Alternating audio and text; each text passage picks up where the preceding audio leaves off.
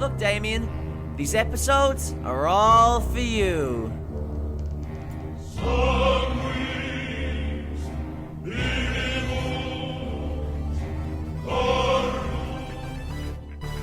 Gotta be fucking kidding. Here's the first movie. Did you know I'm utterly insane? Peel that pig and slice him thick. The body count is always bigger. Hi, I'm Chucky. Wanna play? And the fucking trees walked in those movies. Hi, doggy. What a story, Mark. The greatest trick the devil ever pulled. It's just like your opinion, man. Life moves pretty fast. If you want your sequel to become a franchise. 37 dicks. In a row? I'm your number one fan. Hello everyone, welcome back to Marathon Me with your hosts Rhys And Kane. and we're back with a whole new franchise, a horror franchise, but not just of normal movies, but cursed movies apparently. We are taking on the Omen franchise. Kane, did you know that these were cursed films that we were taking on today?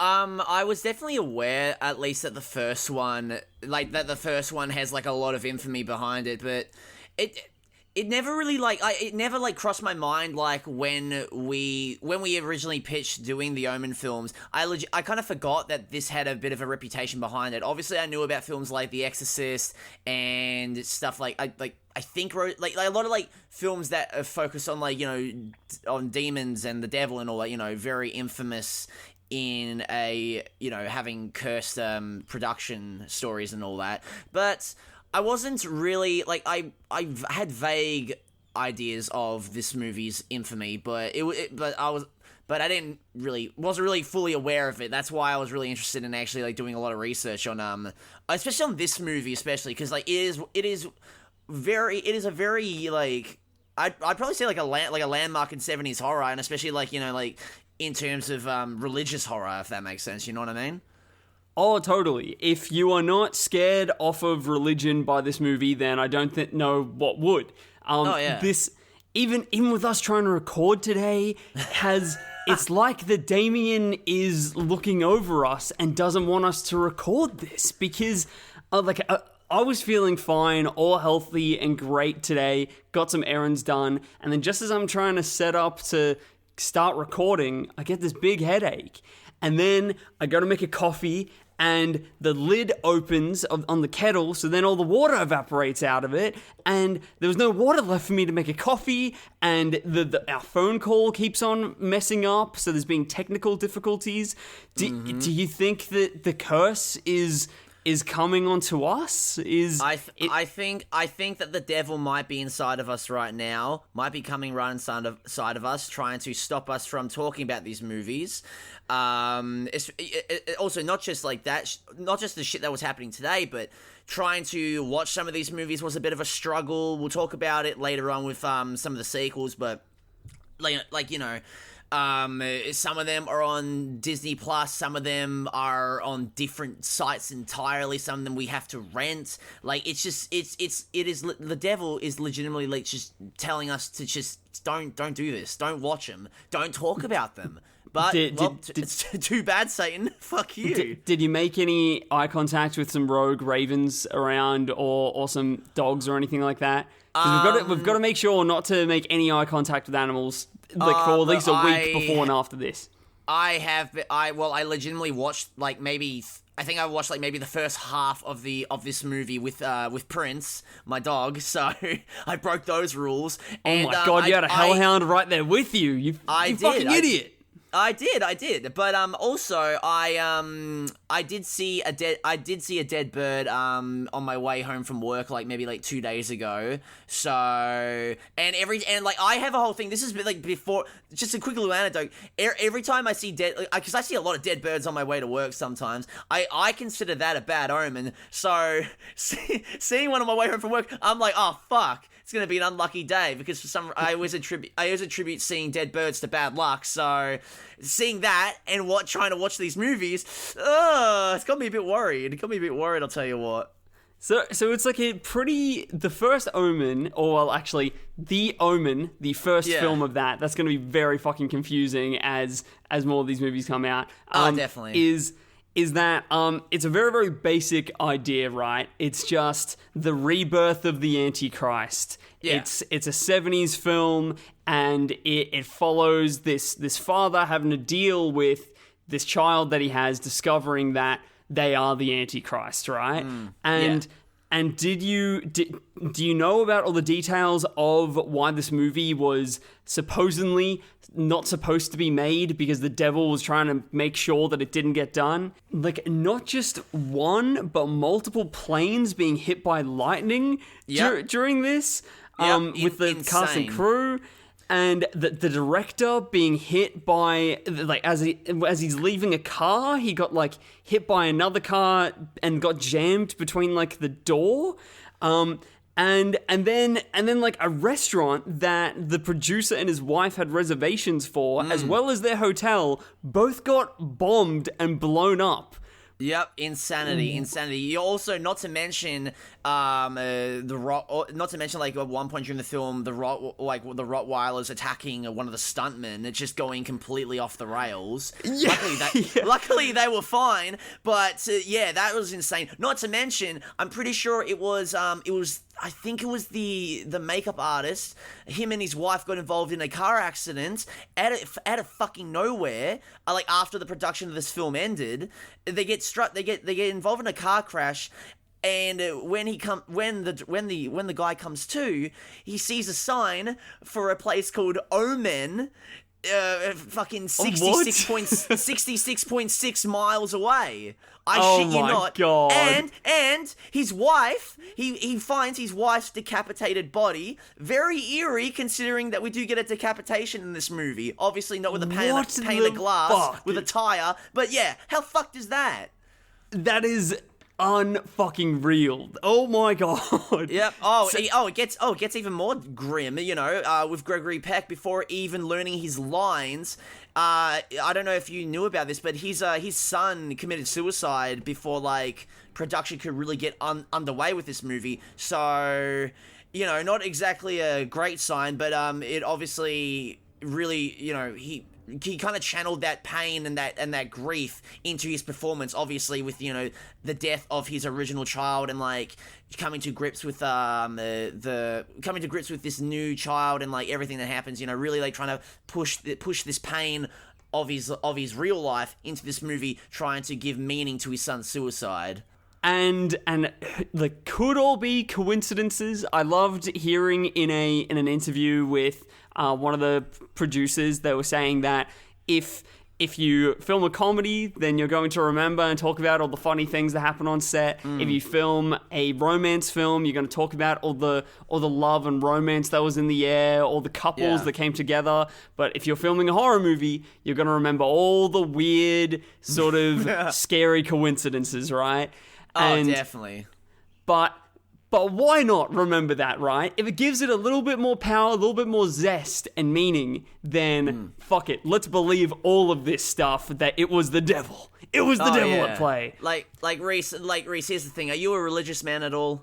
I'm not a religious man, no. See, me neither. But the thing is, though, is that, like, because, like, I don't want to be like, oh, this is the devil at work with, like, all the production mishaps of this movie, but, like, it's too prevalent and way too coincidental and too, like, in line with the with a lot of the events of this movie, especially with, like, the coincidental quote unquote death scenes of this movie, that it's really fucking creepy and eerie. You know what I mean? Like, maybe the devil was at work during the production. Who knows? And then this curse coming into the studio, Marathon Me, before we even started recording on this phone call with Kane, he cut out twice and just disappeared completely. And the second time that it happened, it was when he was quoting a line from the film, said Damien's name, and then he just cut out and just fucking disappeared.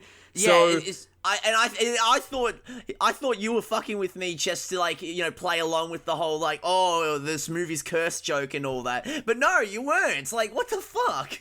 So before we get decapitated or anything, let's go ahead and play you a little bit of the trailer. For generations, the Thorns have been a family of tremendous wealth, position, and power. The perfect marriage of Ambassador Robert Thorne and his wife Catherine was fulfilled by the birth of their son, Damien. And then, when the child was 5 years old, something terrible happened.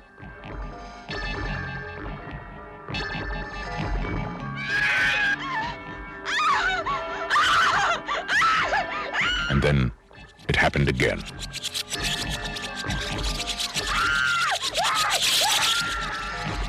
Was it an accident? Was it murder? Was it a coincidence? Or was it an omen? Look at me, Damien. It's all for you. 20th Century Fox presents a film of psychological suspense about an occurrence of earth-shaking importance. Gregory Peck, Lee Remick, The Omen. So, Rhys, do you have, considering, we're horror fans and all that, do you have any history with this series in particular? Because obviously we have history with Scream, Friday the 13th. What about The Omen? So, I'm glad that you asked, because when watching this movie, I remembered that The Omen is probably my first ever real horror movie that I got to watch as a kid. Oh no shit, actually. I have this distinct memory of the moment that I told my parents that I was like sort of interested in watching some horror movies. Then what we did was that we went to JB Hi-Fi, looked in the horror section, and pretty much my mum guided me and was like, we're going to get this. And then bought the Omen trilogy on DVD for us to watch that night. Ooh. And what an interesting pick for a kid's first horror movie, because I remember at the time I quite liked it because I was very interested, because I was still a kid myself at the time. So, yeah. you know when just seeing a child having something to do with a movie or a TV show, so you can relate to it a little bit more. Yeah. So I was like, okay, I'm interested in this. And I remember quite liking it, but like now rewatching it, and even though that I did really enjoy them, I was there thinking, how did 12-year-old Rhys like this? This is a strange, very slow introduction to horror, and like there must have been something that compelled me to it. But like ultimately, rewatching it now, I really, really liked this, and I think it is because I'm a sucker for 70s cinema. But I was thinking, I was really curious to hear what you had like thought about it, because you haven't seen these before, correct? Actually, no, but I've actually seen the original Omen movie, but I have little to no memory of the film whatsoever. The film itself, I mean. I remember like the actual watching experience of it, mainly because I had it on in the background. This was like, I think when I was like maybe like similar age, like 11 or 12. I had this on DVD and watching it, I was like watching in the background while playing fucking Scribblenauts Unmasked on the Nintendo 3DS. How the director would have wanted people to watch it. Exactly. Obviously. It's what Richard Donner would have wanted. Rest in peace. I don't know if he's dead or not, but I'm just gonna say it just in case. But yes, it is what he intended. But the thing is though, I remember like not really caring for it, but to be fair, I wouldn't even I didn't consider having actually seen it, just having it more so on as background noise.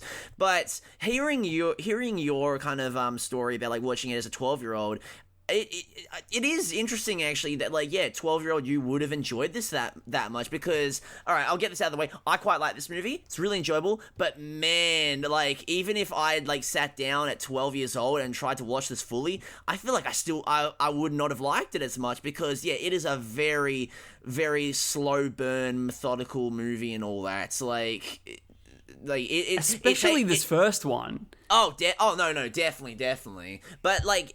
But yeah, rewatching as like an adult, there's a lot to appreciate about it in terms of like not only like like the the horror and the story and all that, but like, and also like obviously the production tales and all that, but also just like it just the way it's directed, the way it looks, the score, like like ignoring the production stuff and all that. Just filmmaking wise, this is a very well put together movie, and one of the few horror movies that like is recognized by the Academy.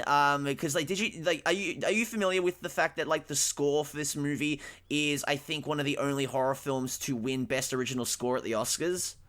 I did not know that, but that is very interesting and completely deserving. Holy shit. Oh, my lord. Yeah, no, the score is fucking incredible.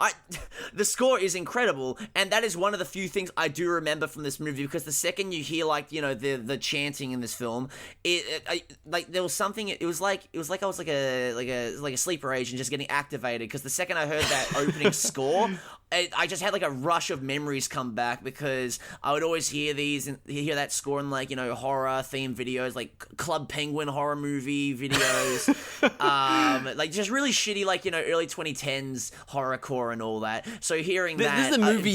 Hearing that brought me back to my childhood roots. You know, man, you don't want this to be activating your sleeper agent sort of thing, right? Like that just sounds like it is all ingredients for a terrible recipe, right? Like, oh yeah. But man, I'm glad that the Academy gave it some attention, because damn, how it is put together is pretty phenomenal. Like, holy shit, it is shot beautifully, right? And you can tell from, like, there's a shot in the first couple of minutes in the hospital. It's this mirror shot with Gregory Peck approaching the mirror, like approaching a window that has like the nun holding Damien, and then behind him there's a priest. And I don't know if this stood out to you or not, but it is a wonderful shot. It definitely stood out. I was just sitting there mesmerized. I'm like, wow, this looks really fucking good. Holy shit. And when seeing that, I was like, oh, okay, we're in good hands. We have a good cinematographer that is in charge of this now. Oh, and, yeah, definitely. Yeah, man, from that moment, I kept on noticing all these fantastic shots that it really, really puts a lot of attention towards. So it is stunning, and a lot of like little tricks with Damien in front of a fireplace, and like fire surrounding him, and like people with reflect like a shadow of a cross on their face as they're dead, and like little details like that. Like, really shows that the director was paying attention and wanted to put a lot of layers into the storytelling here. Oh yeah, this is also crazy because this first entry is obviously directed by Richard Donner, who would later helm films like Superman and The Goonies. Weird fucking career projection right? after directing a movie about the son of Satan. But it's funny because, like, from what I remember during my reading of this movie, is that this was his first kind of like big budget, large scale directorial. I won't say directorial debut, but this was like kind of like what broke him into the mainstream, because beforehand he was more so known as a TV director. So when he was signed on to direct The Omen, motherfucker jumped at the chance. Sure, you know, the film was cursed, but you know, it opened the door for him for 2 years later directing Superman the movie. Yeah, I know, right? The next film after this is Superman the movie. What a strange like jump, right? I know.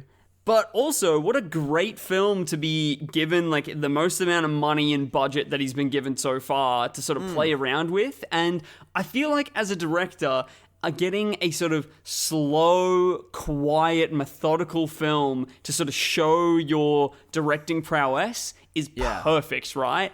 Actually freaking perfect. And also, this would have worked so. This is where I maybe think that the curses are being played up as a bit more than just the coincidences that they sort of are. Is that it would have worked so well for the publicity of this film?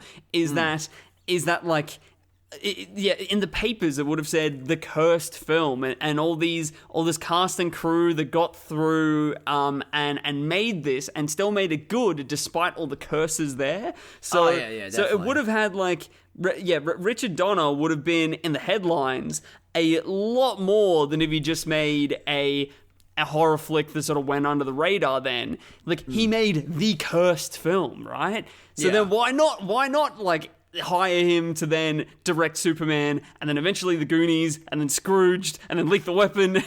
Oh yeah, he did Lethal Weapon. I forgot about that. Jesus. He not only did Lethal Weapon, but he did like pretty much every Lethal Weapon. He did like is there any more than 4? Because he did the first 4. Yeah, I think there's only 4. I actually kind of forgot that there were Lethal Weapon sequels. I only remember the first one, and I haven't even seen the first one. But Jesus. Yeah, me neither. Fun fact is Trey's favorite movie. Oh, okay, interesting. Well, I'll have to give it. I'll have to give it a watch. We'll have to give it a watch. Maybe one day we'll do a Lethal Weapon marathon, and we'll invite Trey on to speak his piece. Oh my god, yeah, and no, we're not doing that. We are not doing this. But not yet.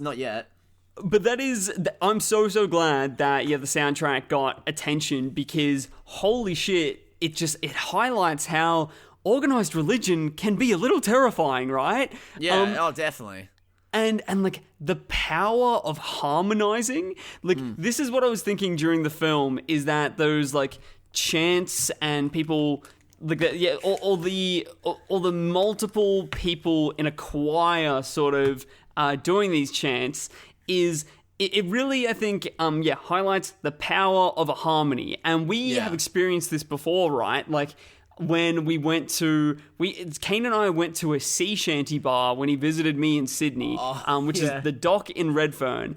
And on Mondays when they have sea shanty night, it feels like a spiritual experience going in there. If you harmonizing with a group full of people, it does something to your soul and to your heart that it makes it feel... It is such a powerful practice, right? Yeah, definitely. And in this film, the like all the harmonizing being quite menacing, it adds far more power to it. It becomes ritualistic, cult-like, and you just get this sense of unease injected into your spine hearing that. I would definitely say that like it also gives this film a lot more of it gives it a lot more of a grander scale compared to like a lot of other contemporary horror movies from like the 1970s and all that. Obviously, you got horror movies about serial killers and big sharks, blah blah blah blah blah. But like with this, like these godlike chants, these sinister demonic almost chants really gives the film a very like bigger stakes, bigger scale, you know what I mean? Like totally. Really gives it more weight, more oomph to it, you know? I want us to almost track back a little bit quickly, because I want to hear a little bit more detail about your experience watching this. And I know that you liked it, but sort of how much did you like this film, Kane? I want to get a bit of a read of that. Okay, well, basically, alright, so my whole opinion on this movie is that I think that everything surrounding the family drama and Damien, I think is wonderful. I think it's great. I think the kid that plays Damien is fucking terrific. He's creepy enough where you buy him as the son of Satan, but it's not but they don't overplay it too much and make the kid look too sinister where it feels almost unrealistic. Like I look at this kid and he looks like a regular kid, but I also buy him as the son of Satan. You know what I mean? Like it feels natural. Like he feels like a real kid that just happens to be the son of Satan. Like it feels natural. And I'm curious. I'm curious if you would find that a compliment or a terrible, what's it called? A terrible a detriment to the actor. Yeah, exactly. No, it is not.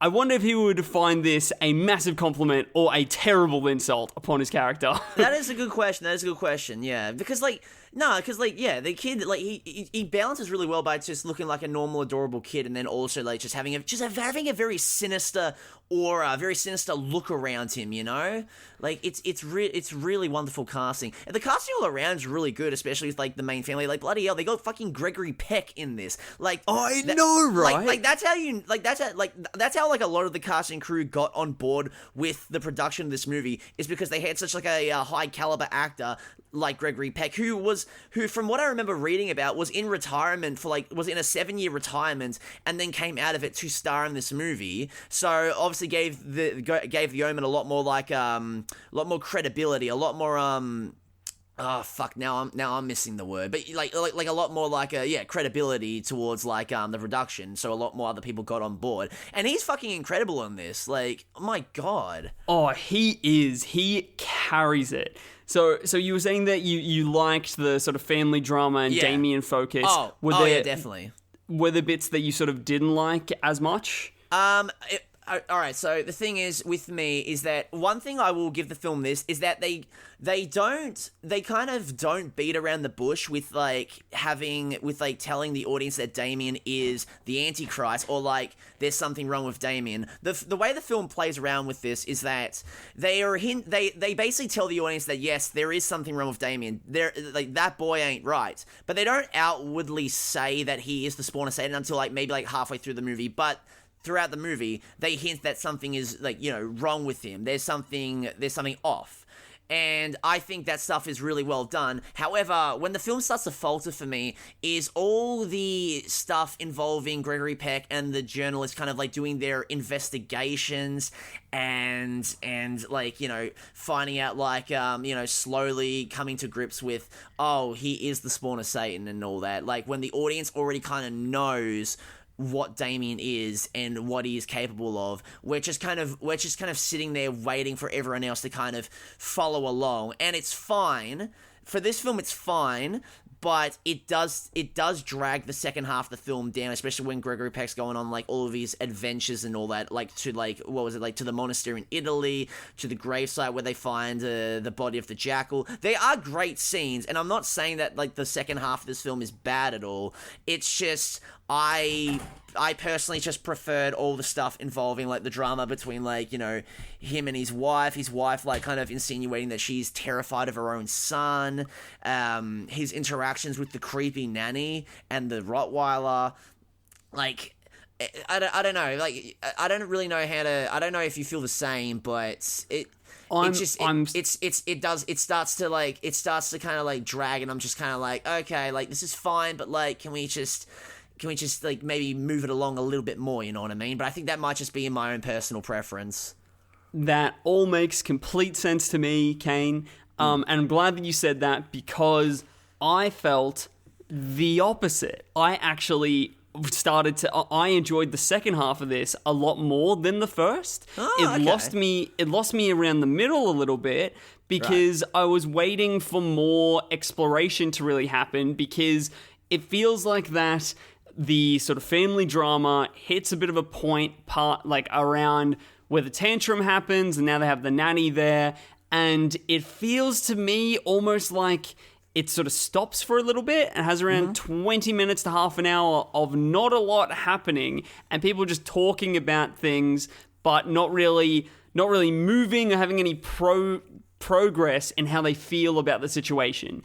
And then when the mother is killed, or no, actually no, not killed, but when she's first pushed off the edge of the on the second story of the house and has her fall, and then where Gregory Peck is sort of okay, something is quite wrong here, and then gets more into his adventures around the world. When he gets into that, then I found it a lot more interesting, because of what the character that's being explored, with Gregory Peck having to come to terms with, oh my god, something is wrong, and seeing him really struggle with having to accept it, and still needing more and more proof, and to the point that he almost believes it at the start of the holiday, but he doesn't want to. And I think that's what he's really, really fighting, is that he knows at the back of his head that this is very likely that Damien is not okay, and there's something deeply wrong with this boy, but he's still fighting it so much and trying to look for more and more proof, because his life is so perfect before this is going on, right? Yeah. And this is what I want to talk about here. And one of the most fascinating parts of this movie that I completely forgot about is how this film starts off as quite normal, right? Are you talking about the first 5 minutes where it feels like we're watching Days of Our Lives? I'm talking, it is actually the first 15 minutes before the birthday party. You are completely right. Yeah. It is like a fucking daytime soap opera. Yeah. Yes, okay, good. I'm glad I'm not the only one that thought that. Holy shit, I was legitimately, like, I was in hysterics because I'm just waiting for the party scene to happen, and I'm thinking, like, what the fuck? I feel like I'm watching, like a daytime soap opera or something. Like these are the three things that happen. Ooh, we have a cute new baby. Ooh, we got a promotion. Ooh, we got a big new house. Isn't this great? What about the scene where like they think they lose Damien, and then he's just near the river, and then they just like they let off just like one of the cheesiest fucking laughs of all time. It's like, there's our son. How cute is he? I love that they do that because it gives you this what I think this does so well, and also with it going for 15 minutes is a lot. That is an eighth of the movie where the movie hasn't started yet, right? But it is such a good way to start this film because it's sort of what it does, right? Is that it contextualizes that the Thorne family actually have a great life. They are like things for Robert Thorne, for Gregory Peck's character. Things are going great for him. Yeah. Like, it's only on the up and up, and it feels like that nothing could possibly ruin this, right? But then the concept and what makes this film so terrifying is that this one little detail that your son is the Antichrist puts everything on its head. Yeah, it's just a little minor setback, you know. It's a little minor setback, you know, separating the perfect family unit. and slowly then is potentially going to destroy everything about this perfect little life that you've set up for yourself, right? Yeah. And it's like that, and also they've been living with this kid for 5 years, and what I think that this first 15 minutes suggest is that for these first 5 years, there's nothing really out of the norm that Damien is showing to suggest that he is the Antichrist, right? Is that they think that everything is freaking perfect because it is. And then it all kicks off at the birthday party. And what I find really interesting about that is how it really is that from that point forward, is that this is what I got from it, is that like the demonic forces think that now that Damien is 5 years old is now the time to start getting this plan to work. Where until then, they're like, no, he's not old enough yet, and he's not almost like established enough as a human being. So we're going to wait until his 5th birthday, send our first sort of hellhound demonic presence to the birthday party to get it all going. And holy shit, when the freaking nanny hangs herself out of nowhere, no warning, no fucking warning at all. She's just, you hear her saying, you hear her saying the line like, "Look, Damien, this is all for you," before you see anything strange. And then she just fucking jumps off the roof, hanging herself, crashes the window, traumatizes an entire birthday party full of people. Oh, it comes out of fucking nowhere, and because like, you know, this is a very famous horror movie, very famous like kill in horror history. Even knowing that, it still hits so fucking hard. The suddenness of the scene, the sound design of her crashing through the window and the breaking of her neck, the screaming of the audience, the screaming of the party patrons. The screaming of the audience when I screamed in my room. To be fair, if you were an audience member in 1976, seeing this would have been fucking horrifying. You know? Imagine you are 12 years old and you're flipping through TV channels. You missed the opening title sequence, so you just started off at the hospital, and this movie seems like a normal everyday movie. It's quite wholesome. It's very easy to consume. What's going to happen here? And then this comes out of fucking nowhere. This would, much as the partygoers were traumatize you as an audience member. The only thing in these first 15 minutes that suggests that it's a horror movie, really, is the opening title sequence and a little bit of the like sound design at the hospital. Yeah. Other than that, and like sound design and like lighting and all that. But you know, the film is like the film's use of lighting and camera work is, you know, hinting that there is something sinister, but it's not outright telling you yet. You know. Yeah, and that's why it's so effective. That it is almost like a daytime soap opera for this start, because it's so consumable that it almost gets your guard down a little bit. Oh yeah, definitely. As a viewer, you get swept into the easy nature of this film, and then it slaps you in the face with something so difficult to watch and see. Yeah. That it's jarring, and that's exactly what it was supposed to do, right? I think that's what I really love in a lot of like horror movies is when they can lull you into a false sense of security and then just pull the rug out from under you and just be like, oh yeah, no, we're gonna traumatize you, motherfuckers. Like I think like that, like I love that. Like obviously I love a horror movie that has like a, you know, very hard hitting like opening scene, but like when they lull you into that false sense of security, that sticks with you. I feel like that will stick with me a lot more, you know.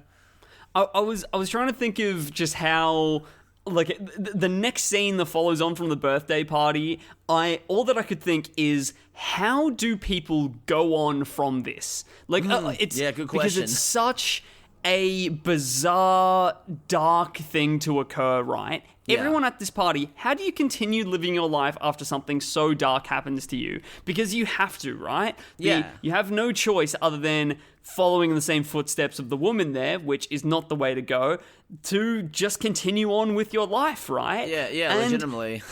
And that is like the sort of...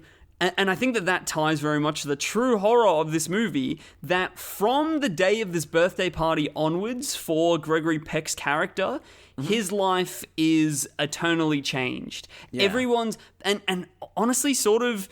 Because this is the birth of the antichrist, right? That wants to eventually take control of the world. That from that day forward, the world is going to be a different place. And how one day can change everything like that is a terrifying concept. Oh yeah, wholeheartedly, man, wholeheartedly, fucking hell. And like Gregory Peck's performance of sort of realizing that day it has destroyed everything and that he's sort of going through the worst thing imaginable, is like so compelling, right? Oh, definitely. Kept me glued to the screen.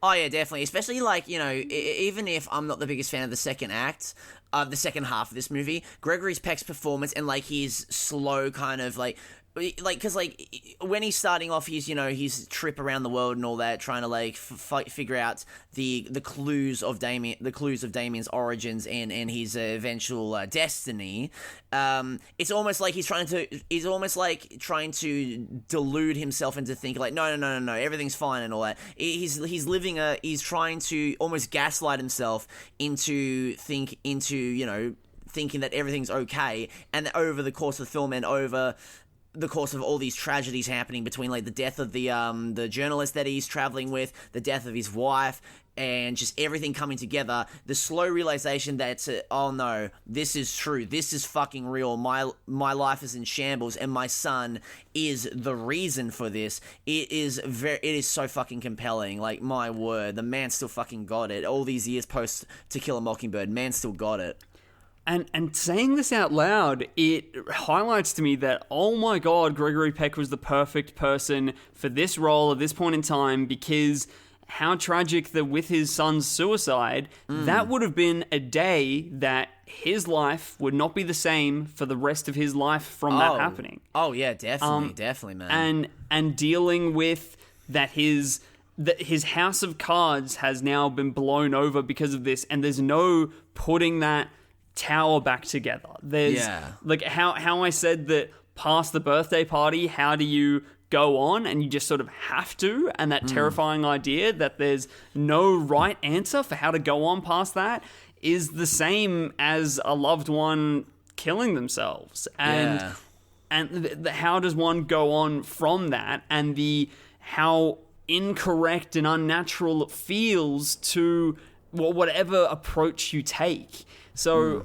oh my god, this would have been so difficult for Gregory Peck to perform, right? Oh yeah, definitely. But like, you definitely see a lot of that grief and that anguish channeled into this performance, which really just adds an extra layer of authenticity and power to, you know, to every scene that he's in. You know, you're just glued to watching him try to figure out everything and try to overcome these otherworldly odds, you know what I mean? Like, similar to, like, you know, what the actor would have been doing in real life. Like, obviously he's not dealing with otherworldly odds of heaven and hell, but he's dealing with these otherworldly odds of having to come to grips with some of the worst things that a person, not only a person but a parent, can go through, you know, with the suicide of a child. It's fucked. And, oh my god, it's like his world would have been collapsing in that moment. And because it was so in close proximity to the production of this film, that wound would not have been healed yet, right? Which makes me think that the reason why Gregory Peck, sort of somewhat got out of retirement for this is because he almost felt like he needed to do this to process this death, and because there's no correct way to deal with the grief properly, is he probably would have thought as an artist, well, I may as well do something with all this feeling that I have with this darkness there. Like, maybe I can transfer it into something a little bit productive at least, and artistically tell my story this way to cleanse myself and get it out. I wonder how him and his loved ones would have taken it watching this film for the first time on the big screen in front of them, because they would have all seen not the character of like Robert Thorne being tortured. They would have seen Gregory Peck being tortured. Yeah. Fucking hell. Speaking of fear, right? This is a very effectively scary movie, I thought. Were there any sort of highlight terrifying moments for you? Look, me personally, I wouldn't say terrifying, but like there are some genuinely horrific. Obviously, you know, the kills are pretty bloody horrific and all that. The scene of the priest that's trying to warn Robert Thorne about the origins and like what Damien actually is. The scene of him, like, you know, running towards the church, trying to find sanctuary during this biblical windstorm that's happening of the devil and his forces trying to kill him, leading up to the scene of him getting stabbed with the spike on top of the church, like raining down upon him and skewering him like a shish kebab. That was some very effective stuff. Like the use of overwhelming noise with the wind and like the panic and the music, and then just cutting to silence when he is skewered. Really effective stuff. So fucking effective, I will say. Oh, a great scene, right? It took me you go first. It took me a while to process what the hell the photos that had sort of like the weird lines on it to process and connect the dots that those lines were like the pike that went through him. Yeah. I was like, what the fuck does this mean? Even though that I'd seen this movie before, I was like, is he going to join these photos together and it's like a pentagram or something? What's going on here?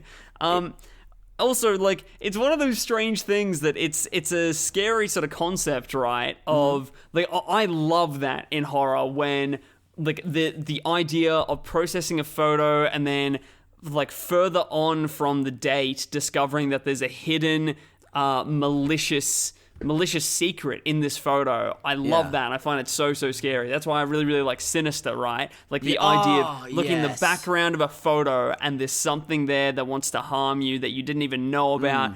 Terrifying idea.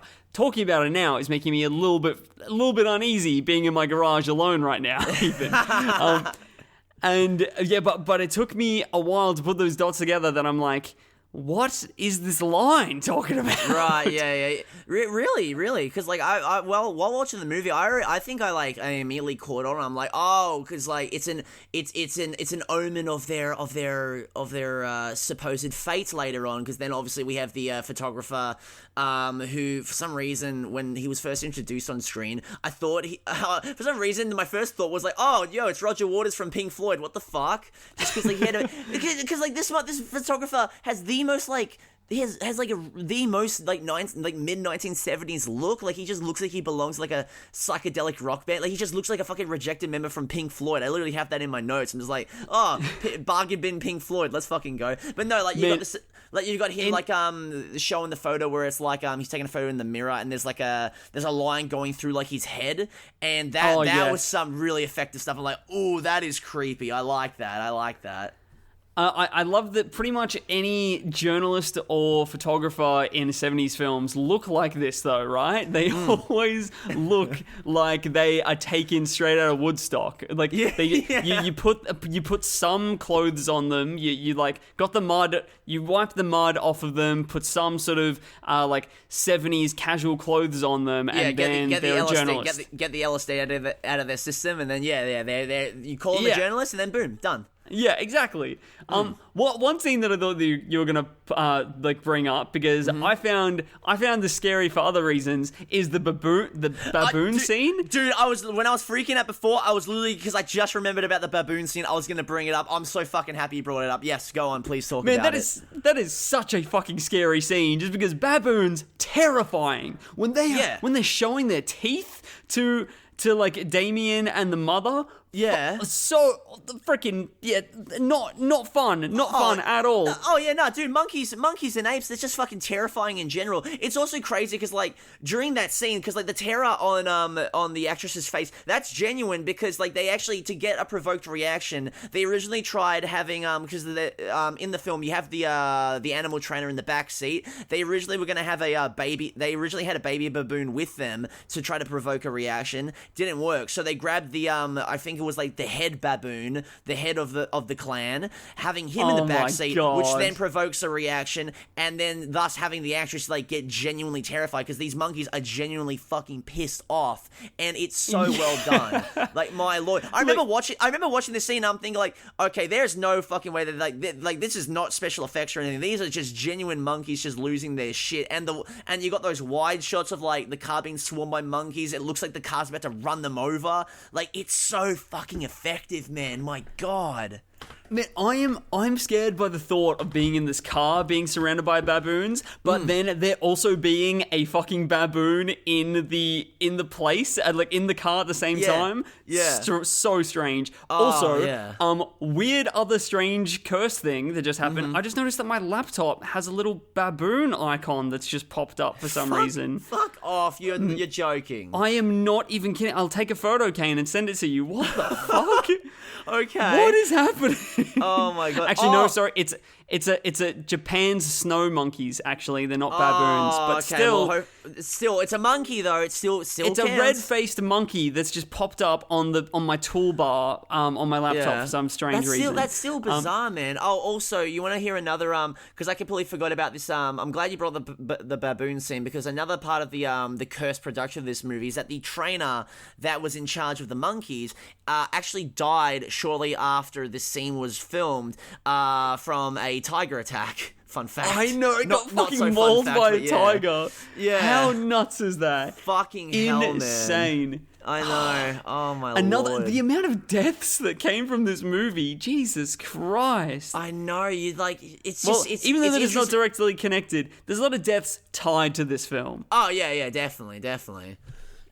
Jesus Christ. Oh my lord, yeah. Okay, more deaths. One thing that I realized both times were just ridiculous, that had a great build-up. So the first time that the mum is pushed from Damien over the railing of of the sort of balcony and then falls, and we think that she's died. Great build up, because you know that it's coming, and it's just really ominous when she's like, I think she's adjusting like a light or a chandelier, right? And she's like on a stool. That is really intense. Great build up, and then once Damien, also very, very like, what was The Shining before or after this? The Shining was after this, and yes, I also got the same. I got the same thoughts as well. It's like, okay, this is very Shining-esque with Danny Torrance on the big wheel. I think definitely. I think Stanley Kubrick got some inspiration from aesthetics to then transfer over to The Shining for this. Also, can I just say that, like, before he, like, you know, like, runs, like, you know, like, trips her off the balcony and all that, just the scene of him in the bedroom, like, riding around, it's like he's almost, like, powering up, you know? Yeah. I'm like, he's powering up his demonic powers. The use of camera is really fucking greatly done as well, because, like, obviously you have, like, you have the static shots of Damien riding around, and then we have a great fucking scene of just, like, the camera, like, kind of, like, almost, like, kind of tilting upside down, like following like the perspective of like it's one of the tires or something, where it's it's like a really close-up angle of him, kind of like making it almost disorienting as you're trying to follow him, like riding around right before he's about to try to attempt to murder his mother. Great fucking stuff. Really just gives you a sense of just like unease, you know? Like, it's incredible. It's also funny because like I genuinely thought she died in this. Me too. For years, I thought that this was her death scene. So when she like is alive in the hospital, I'm like, oh, what the fuck? Okay, interesting. Damn. I feel like that's almost though. I think that the film didn't do a good job of portraying that she was alive.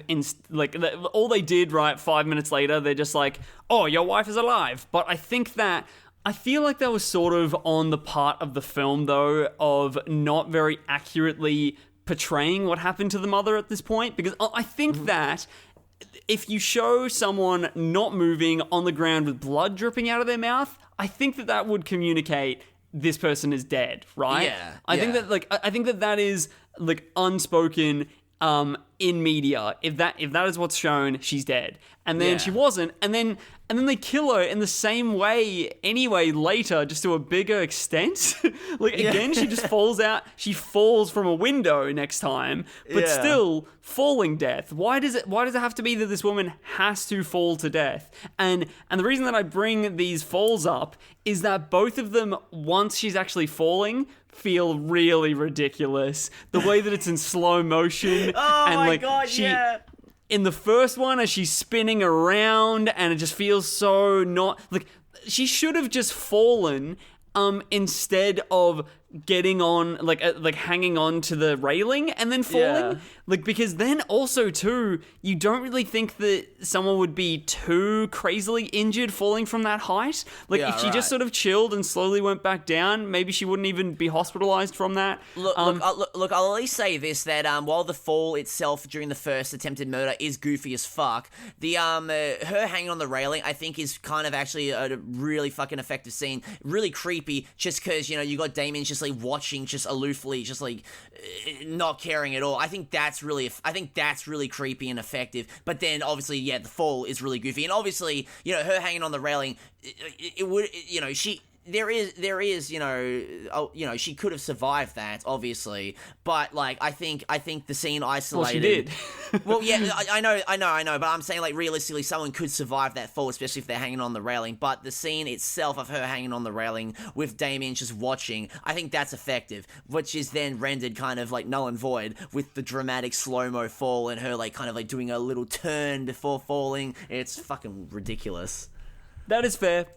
I will let it slide for having the moment with Damien just not helping and sort of watching her struggle. Because also up until that point, Damien doesn't seem too explicitly active in his evilness, right? It seems like that it's the dark forces that surround him, and like not almost, him himself. Like almost he's a vessel for evil kind of meme, you know? His presence brings around these evil people and these evil forces. This is the first time he actually kind of has he's actually has a sense of agency, and he's actually taking matters into his own hands in a sense. Yeah, totally.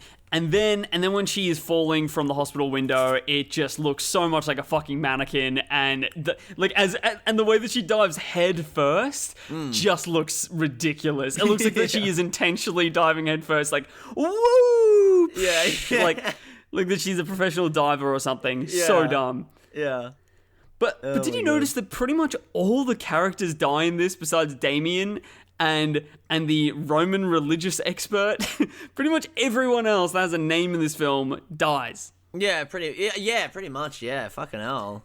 So yeah, very dark. No one's left to really see the next the next phase of the franchise. And even initially, did you hear about the alternate ending where they sort of wanted to suggest that Damien was killed as well? I did not hear about this. Please do tell. So the original ending had it edited around that it was suggested that Gregory Peck was able to murder Damien, but then he got shot by the police afterwards as well. So then pretty much the entire family dies. So it is like a happy ending, but like a grim happy ending that the entire the family has been destroyed, but the world is saved. Yeah, I guess that's pretty. I guess that's kind of why they have the final church showdown shrouded in mystery. So like, after Gregory Peck is shot, it's like, did Damien die and all that? Like during the funeral, you're wondering, is Damien alive? Is he dead? And then obviously we cut to Damien, then he's alive and all that. Anyway, sorry for interrupting. Please go on. No, that's totally fine. Because that extra scene that comes after that, sort of like the epilogue, where they're at the funeral and Damien is holding the hand of the president, that was shot afterwards, and they were given extra money to shoot that afterwards when they were putting the film together, and they were like, hey, we think that this might actually catch on, so let's open it up for potential sequels. Also, where the fuck does that... Like, that doesn't really go anywhere with him holding the hand of... That's supposed to be the president, right? That he's holding hands with? I think, and then they just sort of forget that, and then he ends up with his uncle. Yeah, It is kind of like is something that's like, definitely retconned in the next movie and all that. I guess like they didn't want to have him immediately go to a position of power because like obviously they wanted to milk this franchise and all that when they realized that there was a lot of money to be made. Obviously they had some sense of integrity where they didn't want it to be like just an immediate jump to power. Let's have it build up a bit more. I will say though that while this whole ending with the president is kind of null and void, retconned if you will, it ends on a fucking incredible final shot though of Damien looking at the camera, giving a nice like a sinister smile, but it's not overplayed at all. It is just subtle enough where it feels genuine and so fucking creepy. Like it feels like this is a real kid who just had like a real kid, but also the spawn of Satan looking back at me. Like I feel like, because we haven't seen the remake yet, I feel like the remake is going to kind of overdo the evil kid meme and all that, having him give evil glances and really, really play it up for the camera, you know? But in this, it feels natural, you know? Which is so fucking incredible, especially for like a child of this age, you know what I mean? To give it this subtle of a performance as the Antichrist, so fucking well done. Who knows? That remake could be amazing, could be subtle, could be great. Got to go on with an open mind, open heart. Yeah, no, exactly. You know, it could be well done. However, Rhys, keep in mind, it is a remake from the mid-2000s. I know. The golden era of horror movie remakes. So I am excited, but... let's just say I'm not going in with the highest of expectations. As long as I have fun and it's not a complete carbon copy of the original, that's all I'm asking for. Okay, that's all I want. With that final shot of Damien looking back at the camera, to get that done, they tried to use reverse psychology with the kid, and they were like, whatever you do, just don't laugh. You're not allowed to laugh. Mm-hmm. Look at the camera, but don't laugh. Then, of course, this child being told, well, you can do anything but laugh when you look at this camera. He looked at the camera, and gave this little cheeky smile. And it was perfect, because then how genuine that is then. Yeah. This cheeky... And also the motivation behind that, right? That when you're a kid being told not to do something, and then the sort of satisfaction that you get from doing it anyway is exactly what Damien would be feeling at that point, right? This cheekiness that it's like, and this satisfaction that it's like, you did a bad thing and no one can do anything about it. Yes. What a great way to leave you off, right? Do you know about the like how they kind of like how this kid like landed the role of Damien? It was because he was like attacking the casting director, right? Yes. No, he attacked Richard Donner himself because Richard Donner, oh my God, actually encouraged the children to quote unquote come at me and attack him, and because Damien was the most violent one out of all of them, immediately after the kid was like pulled off of him, he's like, from what I remember, because the kid has blonde hair, not black. He's like, get this kid some hair dye and get him in the role. Like, incredible stuff. He's just like, hey, this kid's got guts. This kid kicked the shit out of me. He's got guts. Give him the main role. Give him the lead. I like your moxie, kid. I like what you got in you. You got a fire burning in your heart. Literally, just that. Fucking incredible stuff, man. My God. But before we end off, I just want to mention this something that I realized when talking before about The Shining, that like so this has a great climax, right, with Gregory Peck finding the 666 birthmark on Damien's head and realizing, I've got to kill this kid. I've got to kill the Antichrist. And you can see how this realization is not an easy realization to make, and not an easy decision to make. So like with it being such a struggle for him to get there, because of course the nanny that is also sort of like a servant of the devil is trying to keep him away from hurting Damien. With it being like a physical struggle, it's also this mental struggle that he is like, that this whole time he's been fighting the idea of like, killing the Antichrist still means to kill a child, which he does not, and his child of all things, right? The child that he has raised for like 5 years. Yeah, it's a physical and mental struggle, really. And you feel that struggle so much that it's such an effective freaking climax, which also, interesting mirror to The Shining again, that the climax of that is a father hunting down his child to kill him amidst a massive mansion house sort of thing. Yeah. And isn't like strange sort of similarities.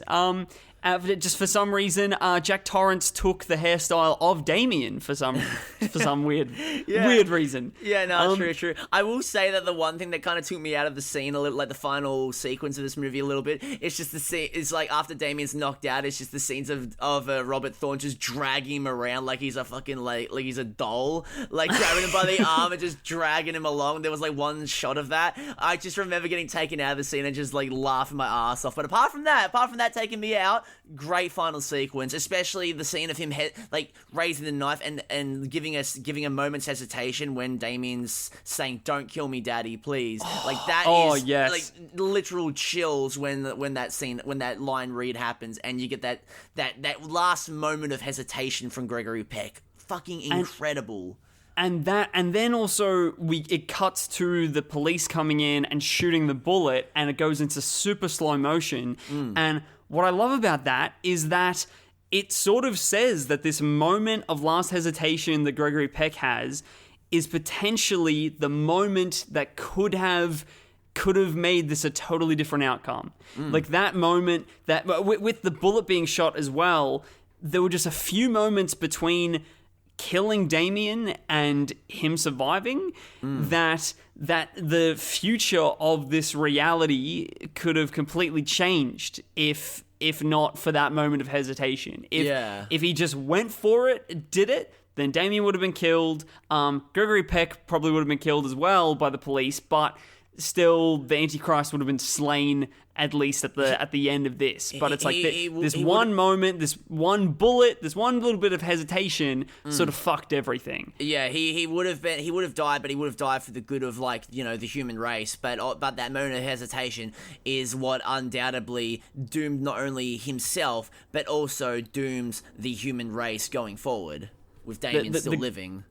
the greatest strength of Damien, right, and the thing that saves him in this last moment was the perceived humanity behind him. Is the cute face and the attachment that that Robert Thorne would have with his child.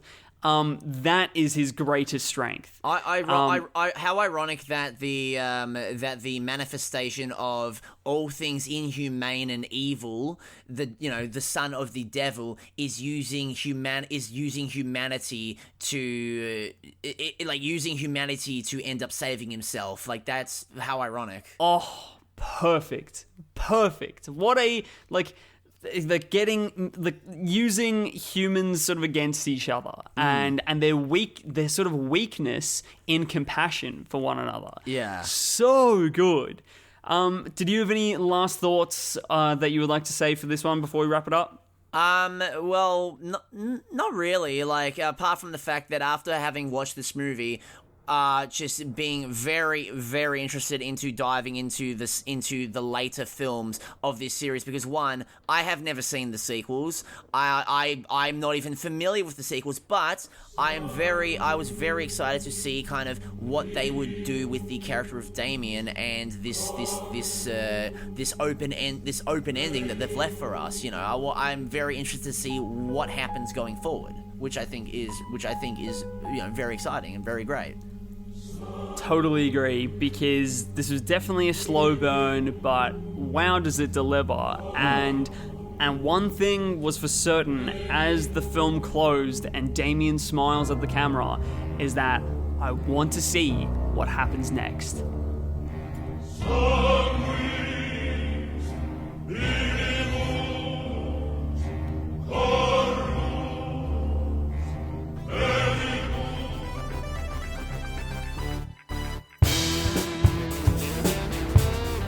Don't forget to check out our Facebook page at MarathonMeOfficial, all one word, and our Instagram, MarathonMe_official, to keep up to date on the podcast. And hey, if you want to get into contact with us, email us at marathonmepodc, yes, the letter C, @gmail.com. Like podcast without the ask.